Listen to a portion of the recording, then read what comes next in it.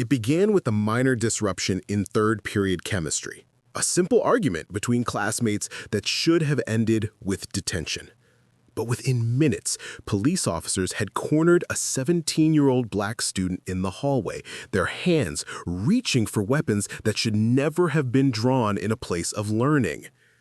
What happened next would expose a system so broken that it took a parent's anguished cry to stop what appeared to be inevitable violence. This is the story of Marcus Washington, a teenager whose only crime was existing in a school that had forgotten how to protect its own children, and how one moment of recognition changed everything. Before we jump back in, tell us where you're tuning in from, and if this story touches you, make sure you're subscribed because tomorrow I've saved something extra special for you. The morning sun cast long shadows across the brick facade of Jefferson High School in suburban Atlanta, its rays catching the bronze letters that spelled out the school's motto, excellence through unity. Students streamed through the main entrance, backpacks slung over shoulders, conversations flowing in that particular rhythm of teenage urgency mixed with morning drowsiness. It was Tuesday, October 15th, and the hallways buzzed with the familiar energy of another school day beginning. Marcus Washington moved through the crowd with the easy confidence of someone who belonged. At 17, he stood just over 6 feet tall, his lean frame moving with the fluid grace of the varsity basketball player he had been until an ankle injury sidelined him earlier that semester. His dark eyes held an intelligence the teachers had noticed since elementary school, though lately they seemed more guarded, more careful. He wore the standard uniform of his generation, crisp white sneakers, dark jeans, and a plain black hoodie that his grandmother had bought him for his birthday 3 months earlier. Marcus carried himself with a quiet dignity that came from being raised by Patricia Washington, a woman who had taught him that respect was earned through character, not demanded through volume. His grandmother had raised him since he was 8 years old, after his mother died in a car accident and his father, overwhelmed by grief and responsibility, had simply disappeared one winter morning. Patricia had never complained about the sudden shift in her golden years from retirement to active parenting. She had simply rolled up her sleeves, converted her sewing room into a bedroom, and set about raising her grandson with the same firm love that had guided her through 30 years as an elementary school teacher. The lessons Patricia had instilled in Marcus were evident in everything he did. He held doors for classmates without thinking about it. He picked up trash in the hallways, even when it wasn't his. He studied hard, not because he loved every subject, but because his grandmother had taught him that education was both a privilege and a responsibility. His teachers knew him as the student who asked thoughtful questions, who helped struggling classmates with math problems, who had never once been sent to the principal's office for disciplinary reasons. But Marcus also understood the unspoken rules that governed his existence as a black teenager in America. He knew to keep his hands visible when talking to authority figures. He knew to speak clearly and respectfully even when he felt frustrated or misunderstood. He knew that sudden movements could be misinterpreted, that laughter could be seen as defiance, that his very presence in certain spaces might be viewed as threatening, regardless of his intentions.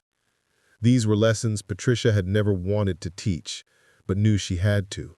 Whispered conversations over dinner about navigating a world that might see him as dangerous before it saw him as human. Jefferson High School prided itself on diversity and inclusion. The student body of 2,200 reflected the changing demographics of the Atlanta suburbs. 35% black, 30% white, 20% Hispanic, 10% Asian, and 5% other ethnicities. The administration frequently highlighted these statistics in presentations to the school board and in glossy brochures sent to prospective families. They spoke of their commitment to equity, their zero-tolerance policies for discrimination, their robust counseling programs designed to support students from all backgrounds. Yet beneath the surface of these official pronouncements, Jefferson High School struggled with the same tensions that plagued schools across the country. Discipline statistics revealed stark disparities. Black students were 3 times more likely to be suspended than their white peers for identical infractions.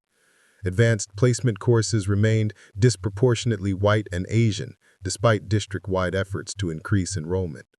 And most troubling of all, the school had quietly contracted with the local police department to provide on-campus security, a decision made after a series of minor incidents had been amplified by concerned parent groups and sensational local news coverage. The police presence at Jefferson High School was supposed to be subtle, supportive, focused on building positive relationships with students rather than enforcement. Officer Daniel Fletcher had been assigned to the school resource position based on his supposed expertise in youth engagement and his completion of specialized training in adolescent psychology. At 34, he possessed the kind of squared-off jaw and broad shoulders that looked reassuring to parents at school board meetings. His personnel file was clean, his references sterling, his interview performance polished.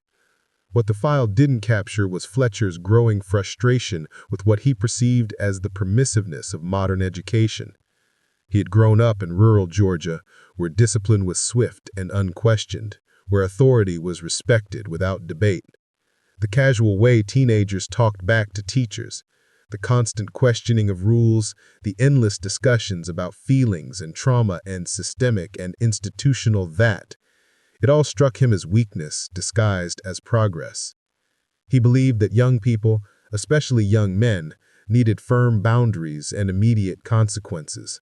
He believed that the way to prevent big problems was to crush small ones before they grew. Fletcher's partner in the school security arrangement was Officer Rebecca Martinez, a 5-year veteran of the force who had requested the school assignment after growing tired of responding to domestic violence calls and drug arrests. Martinez genuinely enjoyed working with teenagers and had developed a reputation for her ability to diffuse tense situations through patience and humor. Students liked her because she remembered their names, asked about their families, and treated them like human beings rather than potential threats. She represented everything the school-to-support pipeline was supposed to accomplish. The contrast between Fletcher and Martinez was stark, though it rarely surfaced in official settings. Fletcher favored policy and procedure. Martinez preferred conversation and connection. Fletcher saw disorder where Martinez saw typical teenage behavior. Fletcher reached for authority, while Martinez reached for understanding. Their different approaches had caused tension in private moments, but both officers understood the importance of presenting a united front to the school community. The incident that would change everything began in room 237, where Mrs. Angela Reeves taught AP Chemistry to a mixed group of juniors and seniors. Mrs. Reeves was one of those teachers who inspired fierce loyalty among her students through her combination of academic rigor and genuine care. She had taught at Jefferson High for 12 years, long enough to see educational trends come and go, long enough to develop an instinct for recognizing when seemingly small problems might become larger ones. The chemistry lab buzzed with the controlled chaos of teenagers conducting experiments.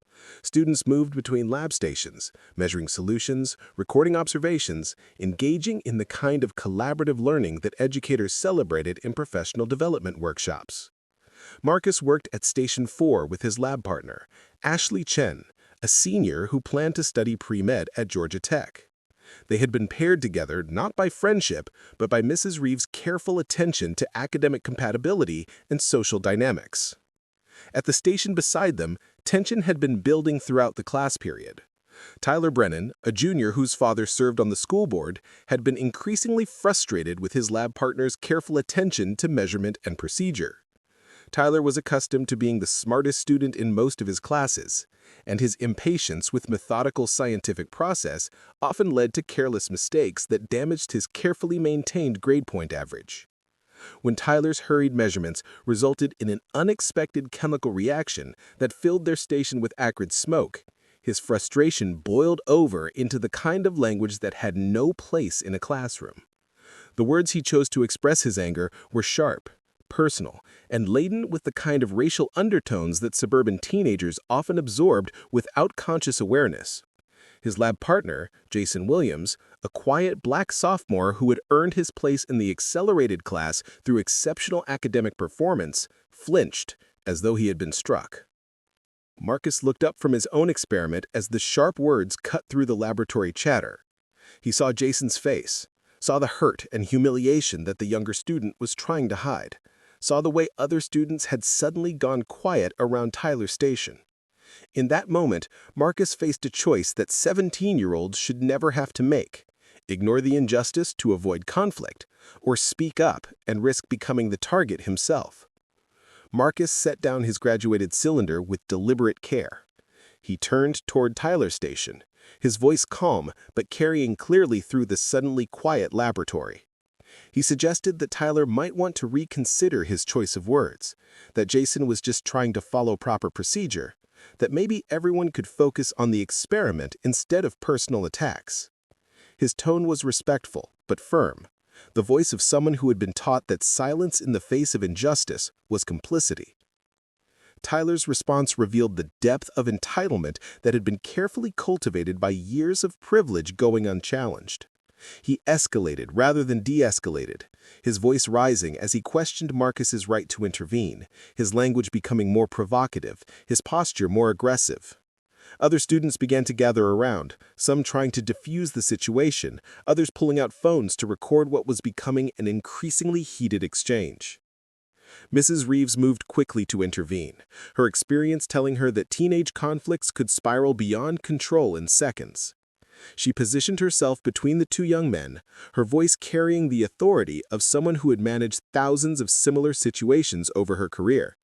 She directed Tyler to step back, asked Marcus to return to his station, and began the process of restoring order to her classroom.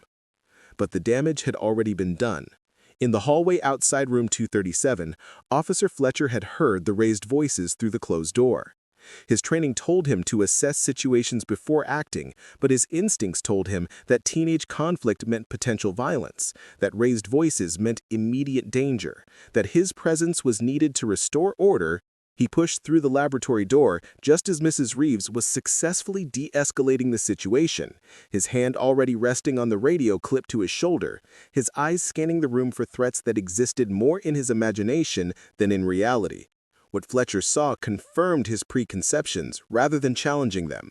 Two black teenagers in a confrontation with white students, raised voices, gathered crowds, the potential for violence that he had been hired to prevent. What he missed was the context, the initial provocation, the successful intervention by a skilled teacher, the fact that the situation was already resolving itself through the kind of restorative approach that modern education championed. In that moment, as Fletcher's presence shifted the entire dynamic of the classroom, Marcus Washington had no idea that his life was about to change forever. He had no idea that his principal, Dr. James Washington, was at that very moment reviewing college recommendation letters in an office 3 floors above. He had no idea that the simple act of standing up for a classmate was about to trigger a series of events that would expose the fault lines running through his school, his community, and the broader systems that claimed to protect children while too often criminalizing them instead. Preparing and narrating this story took us a lot of time, so if you are enjoying it, subscribe to our channel. It means a lot to us. Now, back to the story. The stage was set for a confrontation that would force everyone present to confront uncomfortable truths about authority, accountability, and the price of remaining silent when systems fail the people they are meant to serve. Officer Fletcher's entrance into room 237 changed the atmosphere instantly. The laboratory, which had been gradually returning to its normal rhythm under Mrs. Reeves' skilled management, suddenly felt charged with a different kind of energy. Students who had been moving freely between stations now stood frozen at their workbenches. Conversations that had been resuming in whispered tones fell silent entirely. Even the ventilation system seemed to hum more loudly in the sudden quiet. Fletcher's eyes swept the room with the methodical intensity of someone trained to identify threats. His gaze lingered on Marcus, who stood near Station 4 with his hands visible at his sides, exactly as his grandmother had taught him. The officer's assessment was quick and decisive. Tall black teenager, athletic build, positioned near other students who appeared tense. In Fletcher's experience, this configuration spelled trouble waiting to happen. Mrs. Reeves stepped forward immediately, recognizing the delicate nature of the moment. She had worked with school resource officers before and understood how quickly their presence could transform a teachable moment into something far more serious. Her voice carried the calm authority of someone who had spent years managing both teenagers and adults in crisis situations. "Everything is under control here, Officer Fletcher. We had a minor disagreement between lab partners, but we resolved it. The students are ready to return to their experiments." Fletcher's response revealed the fundamental disconnect between his training and the reality of teenage behavior. Rather than accepting the teacher's assessment, he stepped further into the room, his presence now dominating the space in a way that made every student acutely aware of his authority. His hand remained near his radio, a gesture that might have seemed casual to an outside observer but registered as threatening to the teenagers who watched his every movement. "I heard raised voices from the hallway," Fletcher said, his tone suggesting that Mrs. Reeves might have misunderstood the severity of the situation. "I need to make sure everyone's safe before I leave." His eyes remained fixed on Marcus as he spoke, though he addressed his words to the teacher. Tyler Brennan, still flushed from his earlier frustration, seized the opportunity to reframe the narrative in his favor. The arrival of law enforcement had shifted the power dynamic in the room, and Tyler understood instinctively how to position himself as the victim rather than the instigator. He had watched his father navigate school board meetings with similar tactical awareness, using authority figures to amplify his voice while diminishing others. "Officer," Tyler said, his voice taking on the tone of reasoned concern that he had learned from years of watching his parents handle conflicts, "I was just trying to do my chemistry experiment when he started getting aggressive with me." Tyler gestured toward Marcus with the kind of subtle motion that suggested threat without appearing overtly accusatory. The word aggressive hung in the air like a chemical reaction waiting to explode. Mrs. Reeves felt her stomach tighten as she recognized the dangerous mischaracterization taking shape. She had witnessed the entire interaction and knew that Marcus had intervened specifically to defend another student, not to create conflict. But she also understood how quickly situations could spiral when teenagers started rewriting history for authority figures. Marcus felt the shift in the room's energy like a physical force. He had experienced this moment before, though never quite so intensely, the moment when narrative control slipped away from truth and into the hands of those who wielded institutional power more effectively. His grandmother's voice echoed in his mind. "Stay calm, keep your hands visible, speak respectfully, remember that your words matter less than their perceptions." "That's not what happened," Marcus said, his voice steady but careful. "Tyler was using inappropriate language toward Jason, and I simply suggested he reconsider his choice of words. I never raised my voice or made any aggressive movements." Officer Martinez appeared in the doorway behind Fletcher, her presence offering a different energy entirely. She had been responding to Fletcher's radio check-in when she heard the tension in his voice and decided to provide backup, not because she believed the situation was dangerous, but because she knew Fletcher's tendency to escalate rather than de-escalate when dealing with student conflicts. Martinez quickly assessed the scene with eyes trained to see beyond surface tensions. She noticed Jason Williams standing quietly at his lab station, his body language suggesting embarrassment rather than fear. She saw Ashley Chen watching the interaction with the kind of focused attention that indicated she had witnessed everything and could provide accurate testimony if needed. Most importantly, she saw Mrs. Reeves positioning herself strategically between the students and Officer Fletcher, a clear signal that the teacher viewed Fletcher as the source of potential escalation rather than protection. The chemistry laboratory had become a stage where multiple narratives competed for dominance. Tyler continued to cast himself as the victim of Marcus's alleged aggression, his voice taking on the wounded tone of someone unaccustomed to having his behavior questioned. Jason remained silent, caught between his desire to tell the truth and his fear of making the situation worse for Marcus. Mrs. Reeves tried to maintain control of her classroom while navigating the increasingly complex dynamics that Fletcher's presence had created. Other students began to pull out their phones, some instinctively documenting what they sensed might become a significant incident. others texting friends in different classes to alert them that something was happening in the chemistry lab. The modern teenage impulse to record and share meant that whatever happened next would likely extend far beyond the walls of room 237. Fletcher's radio crackled with routine communications from other officers, but in the tense atmosphere of the laboratory, even normal police chatter sounded ominous. Students flinched at each electronic burst, their anxiety levels rising as they realized they were caught in a situation that had moved beyond their teacher's control and into the realm of law enforcement. Ashley Chen made a decision that would later prove crucial to understanding what really happened. Despite her natural tendency to avoid conflict, she stepped slightly forward and addressed Officer Fletcher directly, her voice clear and unwavering. "Excuse me, officer, but I was standing right next to Marcus during the entire incident. Tyler was using racial slurs toward Jason, and Marcus politely asked him to stop. Marcus never acted aggressive or threatened anyone. He was actually trying to protect another student." Her statement landed like a counterweight to Tyler's accusations, introducing factual complexity that Fletcher found irritating rather than illuminating. In his worldview, teenagers were unreliable witnesses who routinely lied to protect their friends, and their competing narratives only confirmed his belief that the situation required firm resolution rather than careful investigation. Tyler's face reddened as Ashley's account directly contradicted his version of events. He realized that his attempt to reframe the narrative was being challenged by multiple witnesses. But rather than backing down, he doubled down on his position with the kind of stubborn entitlement that had been reinforced throughout his privileged upbringing. "She's obviously just trying to protect her friend," Tyler said, his voice taking on a dismissive edge that revealed his assumptions about social dynamics and loyalty. "Everyone knows they stick together. You can't trust what she's saying."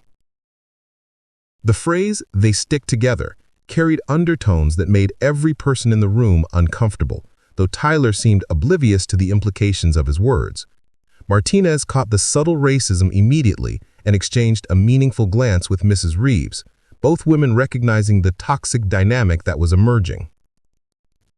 Marcus felt anger rise in his chest for the first time since the incident began, not because of Tyler's continued attacks or his character, but because of the casual way Tyler dismissed Ashley's truthful testimony. The assumption that students of color would automatically lie to protect each other revealed a level of prejudice that Marcus found more insulting than the original conflict. Mrs. Reeves made a strategic decision to reassert her authority over the situation before it deteriorated further. She addressed both officers directly, her voice carrying the weight of her 12 years of experience and her intimate knowledge of every student involved. "Officers, I've known all of these students for months or years. Marcus Washington has never been involved in any disciplinary incidents in my classroom or anywhere else in this school. He's one of our most respectful and academically focused students. Tyler was indeed using inappropriate language, and Marcus intervened appropriately to defend another student. This is exactly the kind of positive peer intervention we encourage." Fletcher's jaw tightened at what he perceived as the teacher's attempt to undermine his assessment of the situation.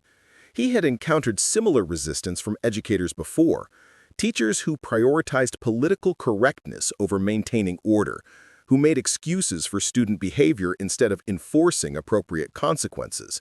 In his mind, Mrs. Reeves was part of the problem rather than part of the solution. The tension in the room continued to build as more students began to position themselves strategically around the conflict. Some moved closer to Marcus in a show of solidarity, while others edged toward the exits, sensing that the situation might escalate beyond their comfort level. The normal sounds of a functioning school, announcements over the intercom, footsteps in the hallway, doors closing in adjacent classrooms, continued around them, creating a surreal contrast with the intensity focused in room 237. Officer Martinez attempted to defuse the situation through the kind of direct questioning that had served her well in previous school incidents. She addressed Marcus directly, her tone conversational rather than confrontational.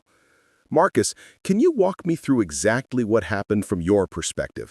Take your time and give me all the details." Before Marcus could respond, Fletcher interrupted with the kind of authoritative gesture that revealed his need to maintain control of the narrative. He stepped closer to Marcus, his presence becoming more physically imposing, his voice taking on the formal tone of official police business. "Son, I'm going to need you to step over here with me so we can have a private conversation about this incident. This had clearly gotten out of hand, and we need to sort out what really happened here." The word son, intended as a casual form of address, landed with particular weight in a room where racial dynamics had already been explicitly introduced into the conversation. Marcus understood that Fletcher's request was not really a request at all, but a directive that carried the full weight of law enforcement authority behind it.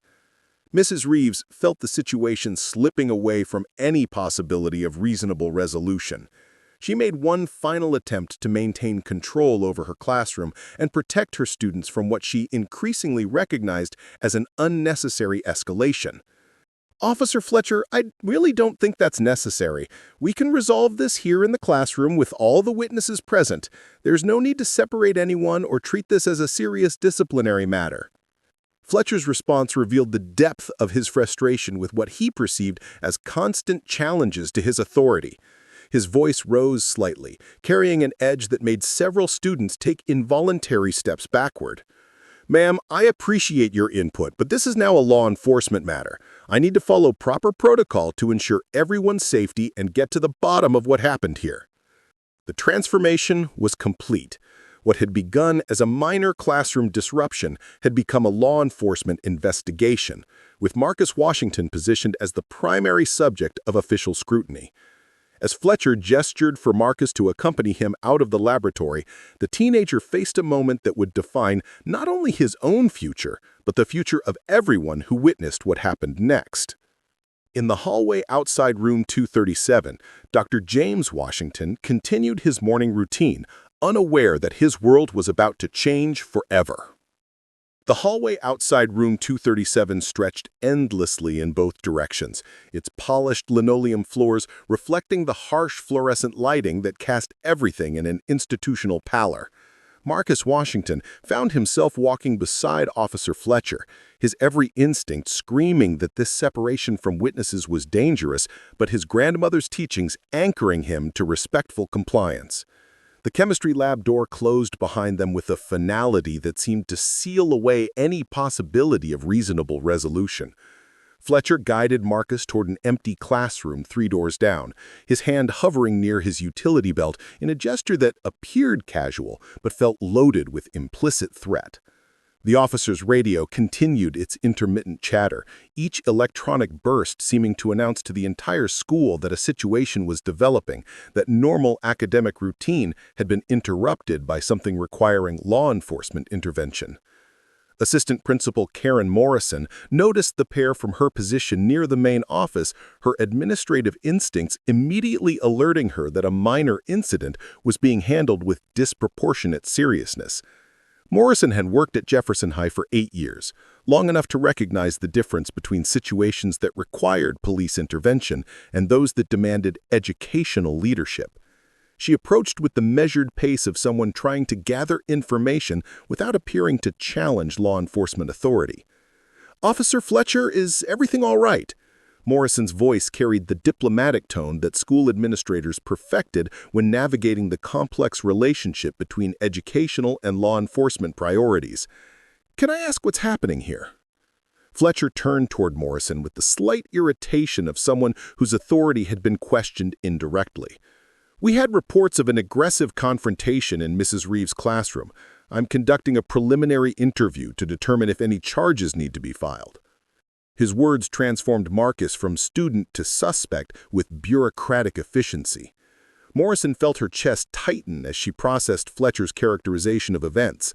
She knew Marcus's academic record, his behavioral history, his reputation among teachers and staff. The idea that he would engage in aggressive confrontation contradicted everything in his file and every interaction she had observed. More importantly, she understood how quickly police involvement could transform a teenager's future, regardless of actual guilt or innocence. "Marcus, Are you comfortable with this conversation? Do you need me to contact your guardian, or would you prefer to have this discussion in my office with proper documentation?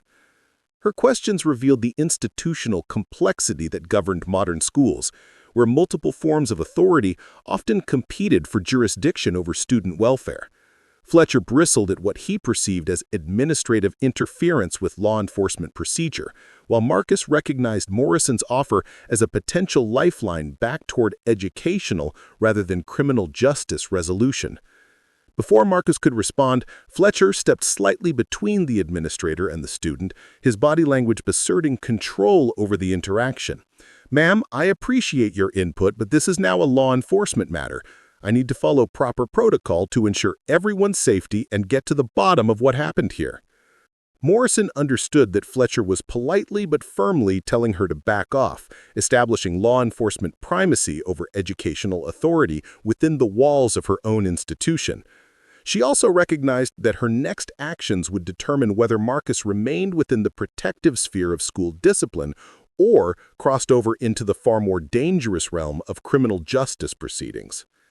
Down the hallway, Mrs. Reeves emerged from her classroom with Officer Martinez, having left her students under the supervision of Ashley Chen and strict instructions to continue their laboratory work. The chemistry teacher's face showed the strain of someone who understood that her failure to maintain classroom control had unleashed forces beyond her ability to manage. Martinez listened carefully as Reeves provided a detailed account of the entire incident, from Tyler's initial inappropriate language through Marcus's respectful intervention to Fletcher's entrance and immediate escalation. The two women walked purposefully toward the group gathered outside the empty classroom, their shared concern evident in their synchronized pace and serious expressions. Martinez had already formed preliminary conclusions about Fletcher's handling of the situation, recognizing patterns of bias and overreaction that she had witnessed throughout their partnership. Reeves carried the moral authority of someone who had observed every moment of the actual incident and could provide factual testimony that contradicted Fletcher's assumptions. Inside the empty classroom, Fletcher directed Marcus to sit at a student desk while he remained standing, a positioning designed to reinforce the power differential between questioner and subject. The officer pulled out a small notebook and pen, preparing to document Marcus's responses in a way that could potentially be used in formal proceedings. His questions began with basic identification information, but quickly moved toward areas designed to establish guilt rather than determine truth. "Tell me about your relationship with Tyler Brennan," Fletcher said, his pen poised above the notebook. "Have you two had conflicts before? Have you ever felt angry or resentful toward him because of his academic success or family background?" The questions revealed Fletcher's preconceptions about the incident, his assumption that Marcus harbored jealousy or resentment that had motivated aggressive behavior. Marcus recognized the trap being constructed around him, the way his answers could be twisted to support a narrative of racial animosity and criminal intent regardless of their actual content. "I don't have a relationship with Tyler Brennan," Marcus replied carefully. "We're in the same chemistry class, but we don't interact socially. I've never had any conflicts with him before today, and I don't harbor any resentment toward him or anyone else. I simply asked him to reconsider his language when he used inappropriate words toward another student." Fletcher's follow-up questions grew more aggressive, designed to provoke emotional responses that could be characterized as evidence of hostile intent. He pressed Marcus about his tone of voice, his body language, his motivations for intervening in a conflict that didn't directly involve him. Each question seemed calculated to paint protective instincts as aggressive behavior, reasonable intervention as escalatory confrontation. Outside the classroom, Morrison found herself caught between competing loyalties and responsibilities. Her training in educational leadership emphasized student advocacy and restorative justice approaches that prioritized learning over punishment. But her position within the institutional hierarchy demanded cooperation with law enforcement personnel who operated under entirely different protocols and priorities. Officer Martinez approached Morrison with Mrs. Reeves beside her, their combined presence suggesting a unified perspective on the events in question. Martinez spoke quietly but clearly, her voice carrying the authority of law enforcement credentials combined with first-hand knowledge of proper police procedure in school settings. Assistant Principal Morrison, I need to inform you that my observations of this incident suggest a significant mischaracterization of events. Based on witness testimony and Mrs. Reeves' direct account, Marcus Washington appears to have acted appropriately in defending another student from verbal harassment. Officer Fletcher's decision to separate him for interrogation seems disproportionate to the actual circumstances. Martinez's statement carried enormous weight precisely because it came from within law enforcement rather than from educational personnel who might be dismissed as biased toward student protection. Her willingness to contradict her partner's assessment revealed the depth of her concern about the direction the incident was taking. Mrs. Reeves added her voice to Martinez's assessment, her words carrying the authority of someone who had witnessed every moment of the actual conflict. Marcus Washington is one of our most exemplary students. He intervened politely when another student used racially inappropriate language. At no point did he display aggression or threaten anyone. His behavior was exactly what we hope to see from student leaders who stand up against harassment and discrimination. Morrison felt the institutional ground shifting beneath her feet as she processed the competing narratives surrounding the incident. On one hand, Officer Fletcher was conducting what he characterized as a legitimate investigation into potential criminal behavior. On the other hand, two credible witnesses were describing the same events in ways that portrayed Marcus as a defender rather than an aggressor, a student leader rather than a troublemaker. The assistant principal made a decision that would prove crucial to everything that followed. She pulled out her administrative master key and approached the classroom where Fletcher was conducting his interrogation. Her knock on the door was firm but respectful, designed to assert educational authority without directly challenging law enforcement procedure. "Officer Fletcher, I need to interrupt this interview. I have additional information that's relevant to your investigation, and I believe we need to include other administrative personnel in this discussion before proceeding further." Fletcher's response revealed his frustration with what he perceived as constant interference with proper police procedure. He opened the classroom door with barely concealed irritation, his body language suggesting that Morrison's interruption was unwelcome and potentially obstructive to justice. "Ma'am, I've explained that this is a law enforcement matter. Unless you have evidence of immediate danger to students or staff, I need to complete my preliminary investigation without administrative interference. The student is cooperating voluntarily, and I'm following established protocols for school-based incidents." Morrison looked past Fletcher to where Marcus sat at the student desk, his posture revealing the strain of maintaining composure under sustained interrogation. She could see the careful control in his face, the way he held his hands visible and still, the respectful attention he gave to questions designed to trap him into admissions of guilt for actions that witnesses described as protective rather than aggressive. "Officer Fletcher," Morrison said, her voice carrying new firmness, "I have multiple witness statements that contradict the characterization of this incident as aggressive confrontation. I also have concerns about procedural irregularities in how this investigation is being conducted. I'm requesting that we move this discussion to the main administrative office where proper documentation and oversight can be maintained."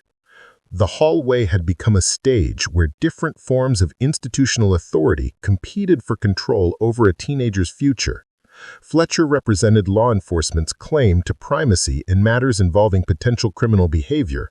Morrison embodied educational leadership's responsibility to protect students from disproportionate punishment. Martinez stood as evidence that even within law enforcement, reasonable people could reach different conclusions about appropriate responses to student conflicts. Marcus remained seated at the student desk, understanding that his fate was being determined by conversations happening around him rather than decisions he could influence through his own words or actions. He thought about his grandmother, who would be finishing her morning shift at the elementary school where she worked as a reading specialist. He thought about the college applications sitting on his desk at home, the scholarship essays he had been crafting, the future that had seemed so clear just hours earlier. In the main office, 3 floors above, Dr. James Washington continued his routine administrative duties, unaware that the most important moment of his professional and personal life was rapidly approaching. The principal's schedule showed a series of mundane meetings and routine tasks, none of which would prepare him for the phone call that would summon him to a hallway where everything he believed about justice, authority, and protection would be tested in the most personal way imaginable. The standoff in the hallway had reached a critical juncture. Assistant Principal Morrison stood firm in her demand to move the interrogation to proper administrative oversight, while Officer Fletcher bristled at what he perceived as educational bureaucracy interfering with law enforcement necessity. The institutional tension that had been building throughout the morning was about to explode into open conflict, with Marcus Washington caught in the center of competing authorities who seemed more focused on jurisdictional control than student welfare. Fletcher made a decision that would prove catastrophic for everyone involved. Rather than accepting Morrison's reasonable request for administrative oversight, he doubled down on his law enforcement authority, his voice taking on the formal tone of official police business that brooked no further discussion or negotiation. "Ma'am, I'm going to have to ask you to step back and allow me to complete this investigation. If you continue to interfere with police business, I'll be forced to consider charges of obstruction. This student is now part of an active investigation into assault and intimidation, and I won't have school administrators compromising the integrity of this process." The word assault hung in the air like a toxic cloud, transforming the atmosphere in the hallway from tense to dangerous. Morrison felt her stomach drop as she realized Fletcher had escalated a minor classroom disruption into potential felony charges. Officer Martinez stepped forward immediately, her face showing alarm at her partner's characterization of events that she had personally investigated and found to be grossly misrepresented. "Fletcher, that's not accurate." Martinez spoke quickly, recognizing that her partner was about to cross a line that would be impossible to uncross. The witnesses all confirmed that Marcus Washington acted defensively, not aggressively. There's no evidence of assault or intimidation. This needs to be de-escalated, not amplified. Fletcher turned toward his partner with barely concealed fury, his authority challenged not just by school administrators, but by law enforcement personnel who should have supported his assessment. In his mind, Martinez's contradiction represented the kind of political correctness that was destroying effective policing, the tendency to excuse criminal behavior in the name of social justice activism. "Officer Martinez, you weren't present for the initial incident. I'm the primary investigating officer, and I've determined that criminal charges may be warranted. I need you to support law enforcement protocol instead of undermining it in front of civilians." The hallway had become a powder keg, with multiple adults engaged in heated disagreement about appropriate responses to teenage behavior, while Marcus remained trapped in the center of their conflict.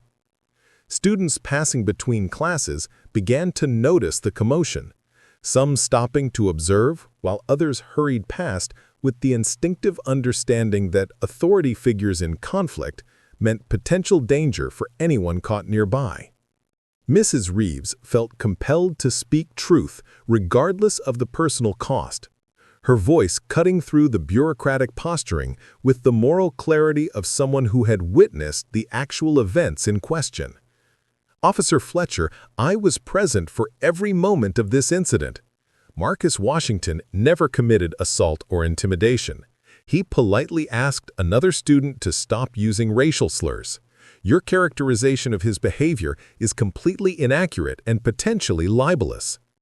Fletcher's response revealed the depth of his commitment to a narrative that served his preconceptions rather than facts. He had invested too much authority in his initial assessment to back down without appearing weak, and weakness was something his professional identity could not tolerate.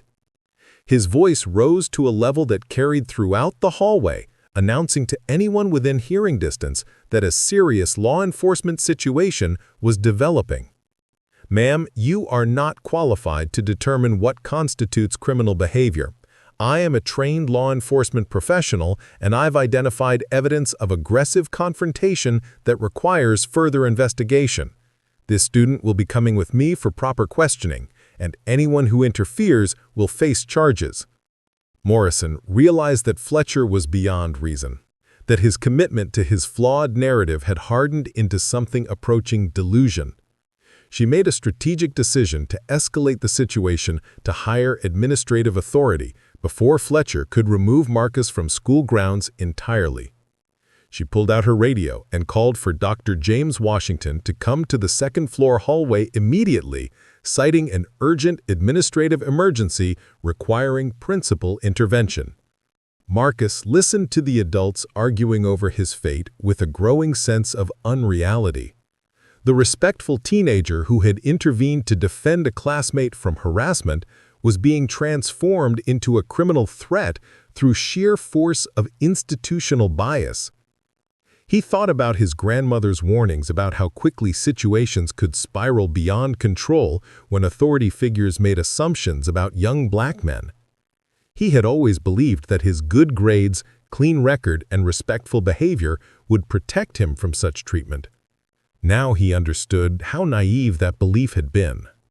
Fletcher's radio crackled with communications from other officers, routine traffic stops, and minor incidents that seemed surreal in contrast to the manufactured crisis developing in the school hallway. The officer made a decision that would haunt him for the rest of his career. He reached for his handcuffs, his movements deliberate and theatrical, designed to demonstrate his absolute authority over the situation and intimidate anyone who might consider further interference. "Son, I'm placing you under arrest for disorderly conduct and assault. You need to put your hands behind your back and comply with my instructions. Any resistance will result in additional charges." The sight of handcuffs being produced in a school hallway sent shockwaves through everyone present. Morrison stepped forward instinctively, her protective instincts as an educator overriding her caution about confronting law enforcement authority. Martinez moved simultaneously, her training and proper police procedure screaming that Fletcher was violating multiple protocols for handling juvenile suspects in educational settings. "Fletcher, stop. You don't have probable cause for arrest." Martinez's voice carried the authority of someone invoking fundamental law enforcement principles that her partner was violating. "You cannot arrest a minor on school grounds without administrative notification and parental contact. This is a clear violation of department policy and constitutional protections." Fletcher ignored his partner entirely. His focus narrowed to the point where only his need to assert dominance over the situation mattered. He approached Marcus with handcuffs extended, his voice taking on the mechanical tone of someone reciting arrest procedures without consideration for their appropriateness or necessity. "Stand up and put your hands behind your back. You are under arrest. You have the right to remain silent. Anything you say can and will be used against you in a court of law." Marcus rose slowly from the student desk, his movements careful and deliberate, his grandmother's voice echoing in his mind with instructions about how to survive encounters with law enforcement that had turned hostile. He understood that any sudden movement could be interpreted as resistance, any verbal protest could be characterized as obstruction, any expression of emotion could be used as evidence of guilt. The hallway erupted into chaos as students and teachers began to realize that a teenage boy was being arrested for defending a classmate from harassment. Cell phones appeared throughout the corridor as witnesses began recording what they instinctively understood was an injustice in progress. The modern reflex to document and share meant that whatever happened next would extend far beyond the immediate participants. Morrison made one final attempt to prevent what she knew would be a catastrophic mistake for everyone involved. "Officer Fletcher, I am formally notifying you that I dispute the necessity of this arrest, and that I will be filing a complaint with your department and the school board. This action is disproportionate and inappropriate for the circumstances." Fletcher moved behind Marcus with the handcuffs, his actions now committed to a course that would define his career and potentially destroy the life of an innocent teenager. The sound of metal clicking around Marcus's wrists echoed through the hallway like a gunshot, announcing to everyone present that a line had been crossed that could never be uncrossed. Students gathered at the far ends of the hallway gasped and whispered as they witnessed something that violated their understanding of how schools were supposed to protect rather than criminalize their inhabitants. Teachers emerged from nearby classrooms, drawn by the commotion and horrified by what they discovered. The normal rhythms of academic life ground to a halt as the institution confronted the reality that law enforcement had arrested one of their most exemplary students for the crime of standing up against harassment. Marcus felt the handcuffs lock around his wrists, the cold metal against his skin serving as a tangible reminder that respect, good grades, and proper behavior offered no protection against systemic bias when it was backed by institutional authority. He thought about his college applications on his desk at home, the scholarship essays that suddenly seemed pointless, the future that was disappearing with each click of the metal restraints. Officer Martinez stepped forward with her own handcuffs, but instead of assisting her partner, she positioned herself between Fletcher and the crowd of gathering students and staff. Her voice carried the authority of someone invoking emergency protocols designed to prevent situations from escalating beyond control. "Fletcher, I am declaring this an unsafe arrest. Stand down immediately. You are violating department policy, constitutional protections, and basic human decency. I will not allow this to continue." The hallway fell silent, except for the sound of cell phone cameras recording every moment of the confrontation. Two law enforcement officers faced each other in direct opposition while a handcuffed teenager stood between them, the physical embodiment of how institutional bias could transform protectors into predators when unchecked authority met unconscious prejudice. In his office 3 floors above, Dr. James Washington heard Morrison's urgent radio call and began walking quickly toward the stairwell, unaware that he was about to discover his son in handcuffs, arrested for the crime of defending another student from the kind of harassment that the principal had spent his entire career trying to eliminate from his school. The moment that would define everything was rapidly approaching, carried on the footsteps of a father who was about to confront the most devastating failure of the system he had dedicated his life to serving. Dr. James Washington's footsteps echoed through the stairwell as he descended from his third-floor office, his mind focused on the administrative emergency that Morrison had described over the radio. At 52, the principal moved with the purposeful stride of someone accustomed to managing crises, though nothing in his 25 years of educational leadership had prepared him for what awaited him in the second-floor hallway. Washington had built his career on the principle that schools should be sanctuaries where every child could learn and grow without fear. He had implemented restorative justice programs, cultural competency training, and comprehensive anti-bullying initiatives. His office walls displayed awards from civil rights organizations, commendations from the state education department, and photographs from countless graduation ceremonies where he had celebrated students overcoming obstacles that should have been insurmountable. The principal emerged from the stairwell and turned toward the commotion that Morrison had reported, his administrative instincts already processing the scene before his conscious mind could fully comprehend its details. He saw Officer Fletcher in an aggressive stance, handcuffs glinting in the fluorescent light. He saw Officer Martinez positioned defensively, her body language suggesting conflict with her partner. He saw Assistant Principal Morrison and Mrs. Reeves flanking someone who appeared to be a student in custody. Then, his eyes focused on the teenager standing with his hands restrained behind his back, head held high despite his circumstances, and Dr. James Washington's world stopped. The recognition hit him like a physical blow, stealing his breath and leaving him momentarily paralyzed in the hallway. The student in handcuffs was not just any member of his school community. It was Marcus Washington, the grandson he had raised as his own son since a tragic car accident had claimed his daughter's life 9 years earlier. The teenager he had helped with homework every evening, driven to basketball practice every afternoon, celebrated with every academic achievement, and loved with the fierce devotion of a parent who had been given a second chance at fatherhood. Dr. Washington's carefully constructed professional composure cracked as personal and professional realities collided with devastating force.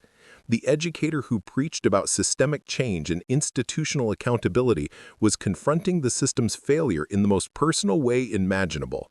The principal who had spent decades protecting other people's children was witnessing his own child being criminalized for the kind of moral courage that he had tried to instill through years of patient guidance. The principal's voice, when it finally emerged, carried a quality that made everyone in the hallway freeze. It was not the raised tone of anger or the sharp edge of authority. It was something deeper and more terrible. The sound of a parent recognizing that the system he had dedicated his life to serving had turned against his own child. "That's my son." The 3 words fell into the hallway like stones dropped into still water, their impact rippling outward in waves of shock, recognition, and dawning horror. Officer Fletcher's grip on Marcus loosened involuntarily as his mind struggled to process information that completely reframed everything he thought he understood about the situation. Assistant Principal Morrison closed her eyes briefly, understanding that the crisis had just evolved into something far more complex and potentially devastating for everyone involved. Marcus turned his head as much as the handcuffs would allow, his eyes meeting his father's across the hallway. In that moment, both Washington men confronted the full weight of what had transpired. Marcus saw the pain and fury warring in his father's face, the professional mask falling away to reveal parental devastation. Dr. Washington saw his son's quiet dignity maintained even in humiliation, the composure that Patricia had taught him and that had somehow survived an encounter with institutional bias at its most destructive.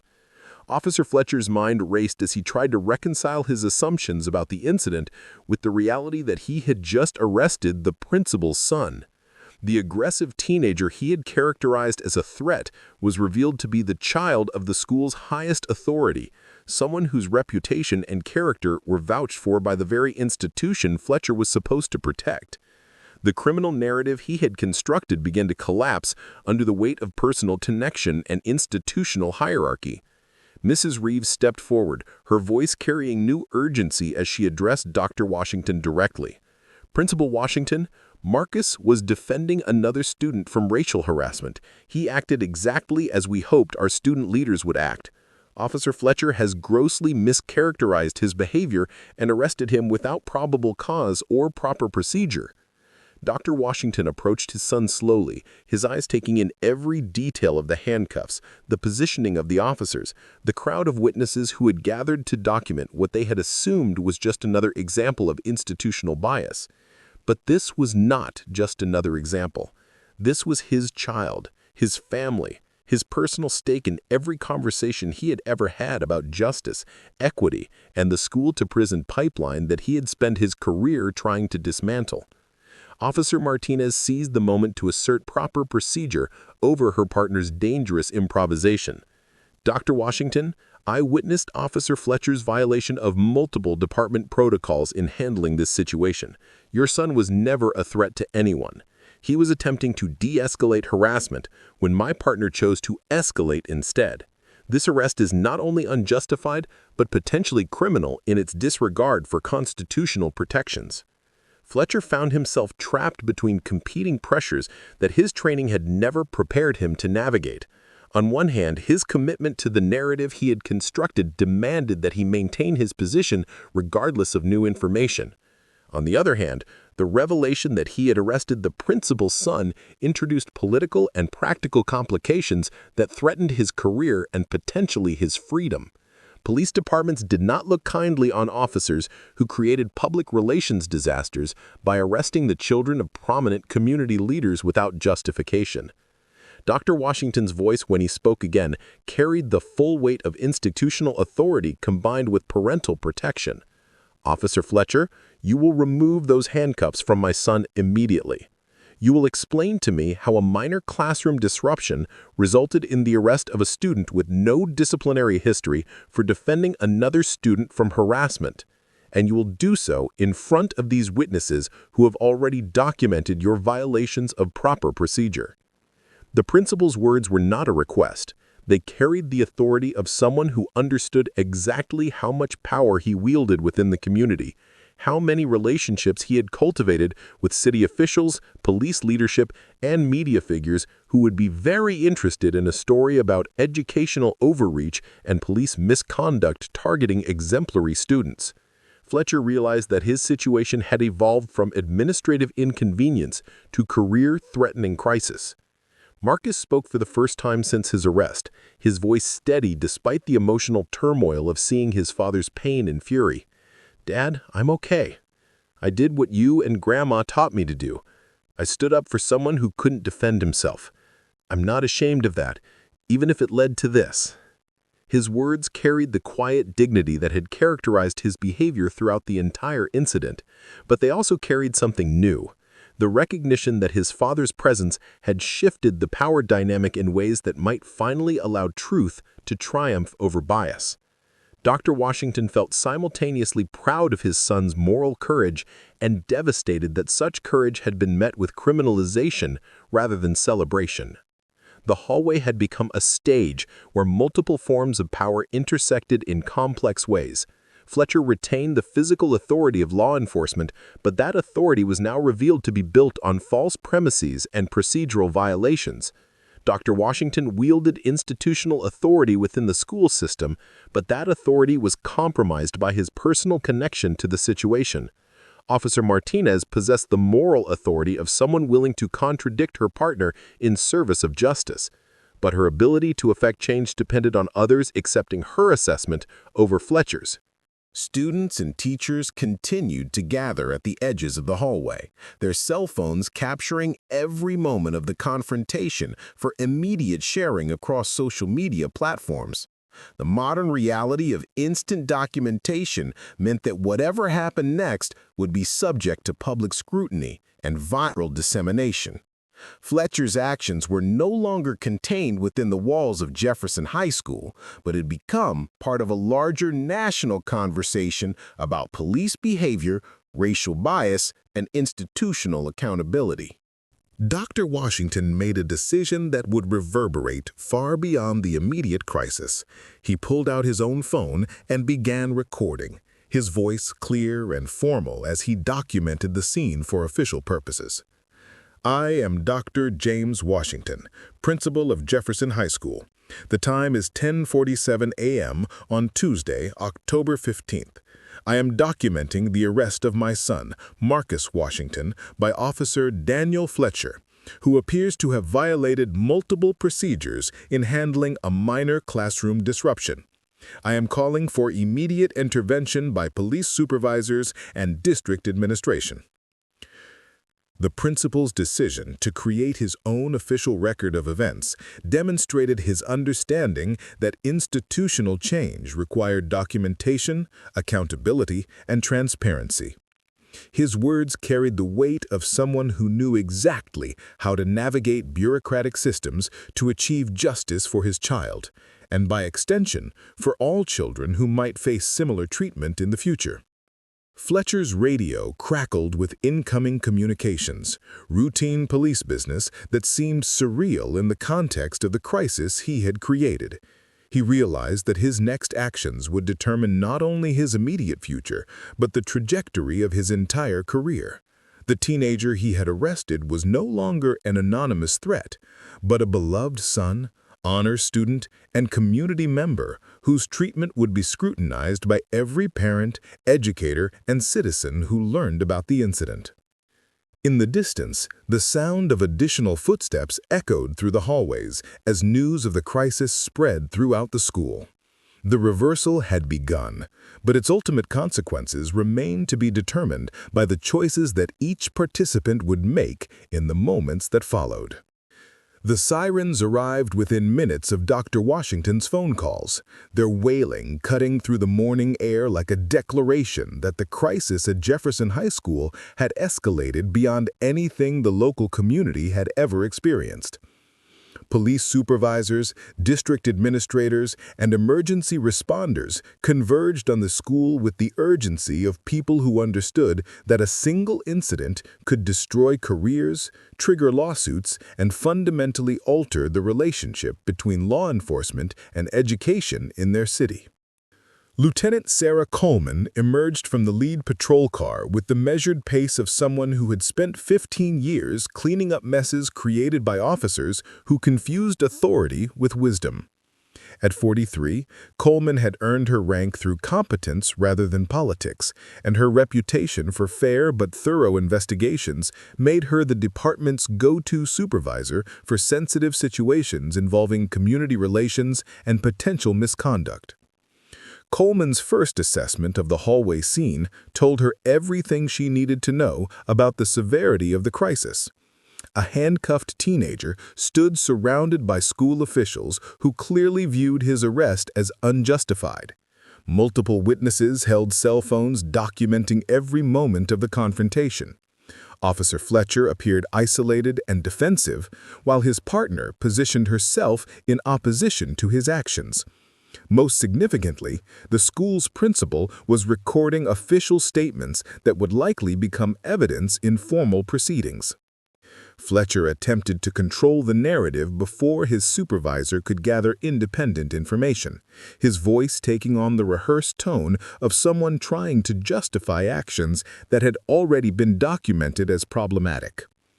"Lieutenant Coleman, I responded to reports of an aggressive confrontation in a classroom. The suspect was displaying hostile behavior toward other students and refused to comply with de-escalation efforts. I determined that arrest was necessary to prevent further violence." Coleman's experience had taught her to distrust officers who used words like suspect when referring to students and hostile when describing behavior that had been witnessed by multiple credible adults. She gestured for Fletcher to step aside while she addressed the gathered school officials directly, her voice carrying the authority of someone who understood that institutional credibility depended on getting facts rather than accepting convenient narratives. "Dr. Washington, I'm Lieutenant Coleman. Can you provide me with your assessment of this situation?" Coleman's question acknowledged the principal's institutional authority while creating space for perspectives that might contradict her officer's characterization of events. The principal's response carried the weight of someone who had spent decades advocating for student welfare and who now found himself protecting his own child from systemic failure. "Lieutenant Coleman, my son, Marcus Washington, intervened when another student used racial slurs toward a classmate. Multiple witnesses confirmed that he acted respectfully and appropriately. Officer Fletcher arrested him without probable cause, without following proper juvenile procedures, and despite contradictory evidence from multiple credible sources, including his own partner." Coleman's eyes moved to Martinez, recognizing the significance of law enforcement personnel contradicting their partner's assessment. "Martinez, what's your evaluation of Fletcher's handling of this incident?" The question carried an undertone that suggested careers might hang in the balance depending on the honesty of the response. Martinez had reached the point where loyalty to truth outweighed loyalty to partnership, her voice steady as she delivered an assessment that would fundamentally alter her professional relationship with Fletcher. "Lieutenant, Officer Fletcher violated multiple department protocols in his handling of this situation. He failed to gather witness statements, ignored contradictory evidence, escalated rather than de-escalated conflict, and arrested a minor without following proper juvenile procedures. His actions appear to be motivated by bias rather than legitimate law enforcement concerns." The weight of Martinez's statement settled over the hallway like a heavy blanket, making it clear that Fletcher's version of events was not only disputed by school officials, but directly contradicted by his own partner. Coleman understood that she was no longer investigating a routine school incident, but documenting potential misconduct that could result in criminal charges against one of her own officers. Mrs. Reeves stepped forward to provide the foundational testimony that would anchor all subsequent investigations, her voice carrying the moral authority of someone who had witnessed every moment of the actual incident. "Lieutenant Coleman, I observed the entire classroom interaction. Tyler Brennan used racially inappropriate language toward Jason Williams. Marcus Washington politely asked him to reconsider his choice of words. At no point did Marcus display aggression, threaten anyone, or violate any school policies. His behavior was exemplary throughout the incident." Coleman directed her attention to Marcus, who had maintained his composure despite being handcuffed and publicly humiliated in front of his school community. "Son, I'm going to have these restraints removed while we sort this out. I want you to know that preliminary investigation suggests your arrest was not justified by the circumstances as they've been described to me." The sound of handcuffs clicking open echoed through the hallway like a small liberation, though everyone present understood that the damage to Marcus's reputation and psychological well-being could not be undone so easily. The teenager rubbed his wrists where the metal had pressed against his skin, his eyes meeting his father's with a mixture of relief and residual shock that such treatment had been considered appropriate for defending a classmate. Dr. Washington's phone buzzed with incoming calls from district superintendents, school board members, and local media who had caught wind of the incident through social media posts that were already beginning to circulate beyond the immediate school community. The principal understood that his next actions would determine not only his son's future, but the broader conversation about police presence in schools and the criminalization of student behavior. Superintendent Margaret Harris arrived with a team of district officials, her face showing the strain of someone who had spent the morning fielding calls from concerned parents, community leaders, and reporters who wanted statements about why an honor student had been arrested for defending a classmate from harassment. Harris had built her career on progressive educational policies and community engagement, and the incident threatened to undermine years of work building trust between the district and communities of color. Lieutenant Coleman initiated formal documentation procedures, her notebook out as she gathered official statements from each witness. The process would take hours and involve multiple interviews, but the preliminary evidence already painted a clear picture of an officer who had allowed bias to override training and judgment. Coleman understood that Fletcher's career was likely over and that the department would face scrutiny from civil rights organizations, media outlets, and federal oversight agencies. Fletcher found himself increasingly isolated as witness after witness provided testimony that contradicted his characterization of events. The confident authority he had wielded just hours earlier evaporated under the weight of documented evidence and institutional accountability. His attempts to justify his actions only deepened the hole he had dug through poor judgment and procedural violations. Tyler Brennan was summoned from his hiding place in the guidance counselor's office, his earlier bravado replaced by pale-faced recognition that his role in triggering the crisis would not remain hidden. Under questioning from Lieutenant Coleman, Tyler's story began to crumble as he faced adults who possessed the authority to impose real consequences for his behavior. His admission that he had used inappropriate language toward Jason Williams and that Marcus had responded politely rather than aggressively completed the evidentiary picture that would determine Fletcher's fate. Dr. Washington made phone calls to civil rights attorneys who specialized in police misconduct cases, his voice steady as he documented the incident for legal professionals who understood how to translate institutional failure into accountability and reform. The principal's actions sent clear signals that the incident would not be quietly resolved through administrative channels, but would be pursued through every available avenue for justice and systemic change. Assistant Principal Morrison coordinated with district communications officials to prepare statements for media inquiries that were already flooding the school's main phone lines. The incident had evolved beyond a local school matter into a community-wide conversation about equity, justice, and the appropriate role of law enforcement in educational settings. Officer Martinez faced a career-defining moment as she provided detailed testimony about her partner's violations of department policy and constitutional protections. Her willingness to prioritize justice over professional loyalty would likely protect her from disciplinary action while positioning her as a credible witness in any subsequent legal proceedings against Fletcher. The hallway that had been the site of Marcus's humiliation was transformed into a crime scene where investigators documented evidence of police misconduct rather than student misbehavior. The reversal was complete. Fletcher was now the subject of investigation, while Marcus was recognized as the victim of institutional bias and procedural violations.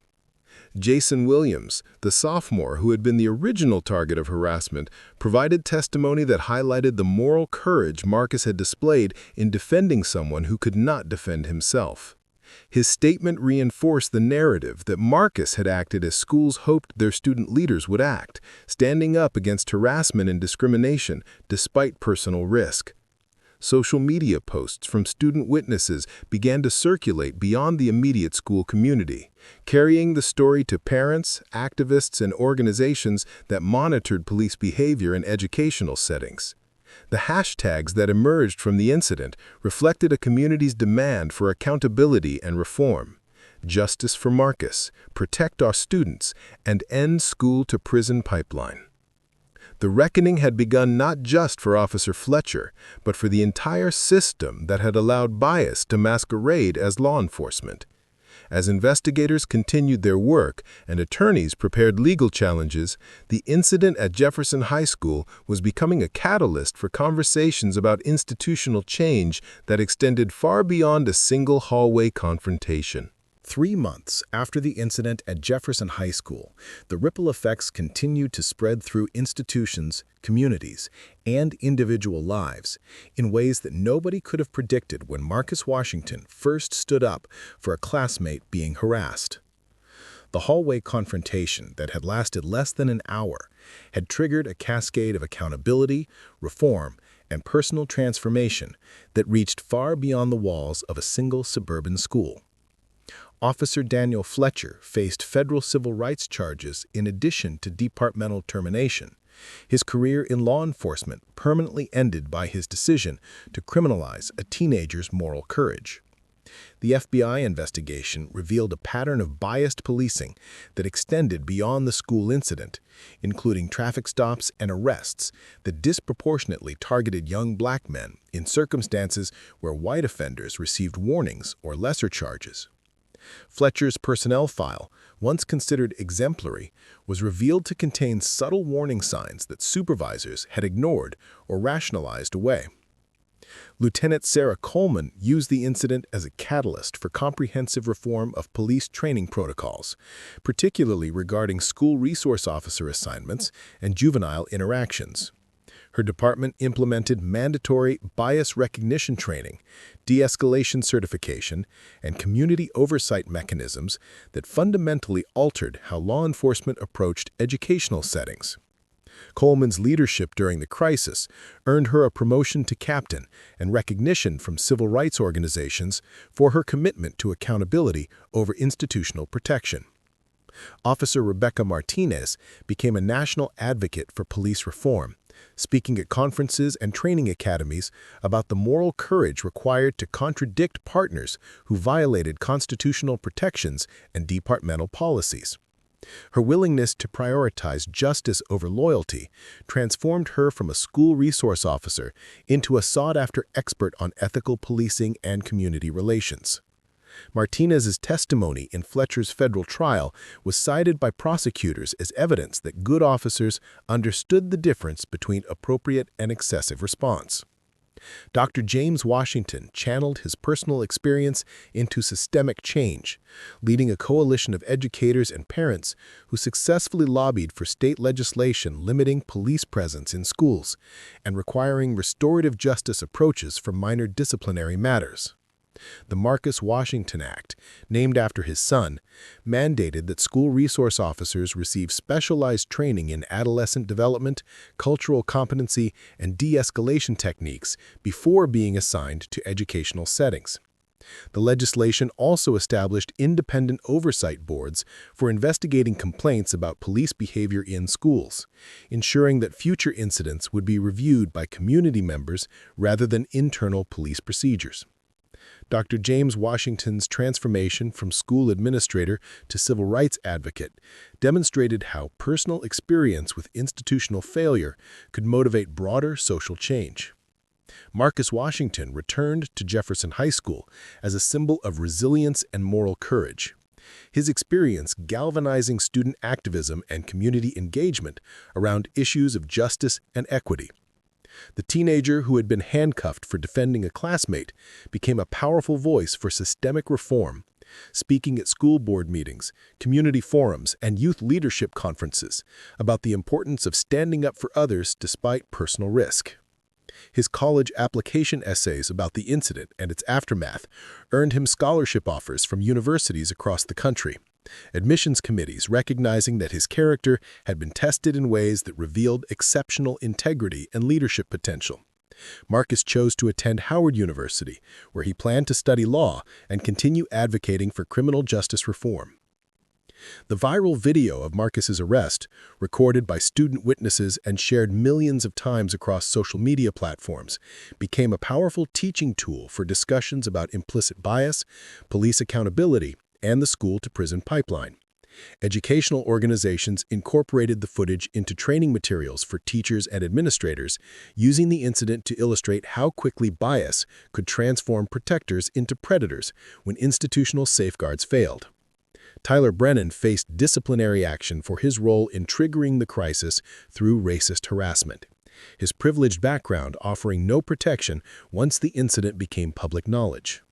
The school board's investigation revealed a pattern of discriminatory behavior that had been overlooked or minimized by teachers who viewed him as a gifted student rather than a perpetrator of bias-motivated harassment. Tyler was suspended and required to complete extensive diversity training before being allowed to return to school. More significantly, the incident forced Tyler to confront the consequences of language and behavior that he had previously considered harmless teenage banter. His parents, initially defensive about his son's treatment, eventually acknowledged their failure to address discriminatory attitudes that had been cultivated through years of unchallenged privilege. The family's public apology and commitment to supporting diversity initiatives at the school marked a rare example of wealthy white families accepting accountability for perpetuating harmful dynamics. Mrs. Angela Reeves used her experience witnessing the incident to become a leader in teacher training around bias recognition and intervention strategies. Her testimony about Marcus's appropriate response to harassment became a model for how educators could support student leaders who stood up against discrimination.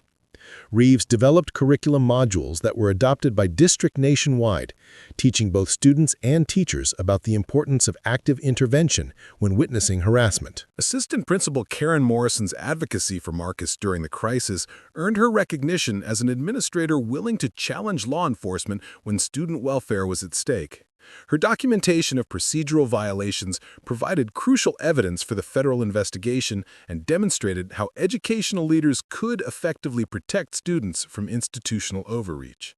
Morrison was promoted to principal at another school where she implemented policies ensuring that student discipline remained within educational rather than criminal justice frameworks. Jason Williams, the sophomore who had been the original target of harassment, found his voice through Marcus's example of moral courage. Williams became a peer mediator and diversity advocate, using his experience to help other students understand the impact of discriminatory language and the importance of standing up for classmates who faced harassment. His transformation from silent victim to active advocate illustrated how witnessing moral courage could inspire others to develop their own leadership capacity. The Jefferson High School incident contributed to a national conversation about the appropriate role of police in educational settings, with civil rights organizations citing the case as evidence that school resource officer programs required fundamental reform rather than minor adjustments. The story became part of congressional hearings on police accountability, academic research on the school-to-prison pipeline, and community organizing efforts around educational equity. Patricia Washington, Marcus's grandmother who had raised him with lessons about dignity and respect, became an unexpected public figure as media outlets sought to understand how a teenager could maintain such composure under pressure. Her interviews about parenting black children in America resonated with families across the country who faced similar challenges in preparing their children for encounters with biased institutions. The financial settlement from the civil rights lawsuit against the police department funded scholarships for students who demonstrated moral courage in standing up against harassment and discrimination. The Marcus Washington Courage Scholarship ensured that future generations of students would be recognized and supported for exhibiting the kind of leadership that institutions should celebrate rather than criminalize. 5 years later, Marcus Washington graduated from Howard University Law School and returned to Atlanta to work with the same civil rights attorneys who had represented him as a teenager. His first case involved another student who had been arrested for defending a classmate, the cycle of injustice continuing despite reforms that had been implemented after his own experience. The incident at Jefferson High School served as a reminder that systemic change required constant vigilance and sustained effort from communities committed to justice and equity. Marcus's story demonstrated that individual acts of moral courage could catalyze broader transformation, but only when supported by institutions willing to choose accountability over convenience, truth over narrative, and justice over maintaining the status quo. The hallway where Marcus had been handcuffed was eventually renamed the Courage Corridor, with plaques honoring students who demonstrated moral leadership in defending their peers. The transformation of a site of institutional failure into a symbol of hope illustrated how communities could learn from their mistakes and build systems that truly protected all children. In the end, Marcus Washington's refusal to remain silent in the face of harassment became a catalyst for changes that extended far beyond a single school, a single community, or a single moment of crisis. His story proved that sometimes the most powerful form of resistance was simply standing up for what was right, regardless of the personal cost or institutional pressure to remain quiet. Up next, you've got 2 more standout stories right on your screen. If this one hits the mark, you won't want to pass these up. Just click and check them out. And don't forget to subscribe and turn on the notification bell so you don't miss any upload from us.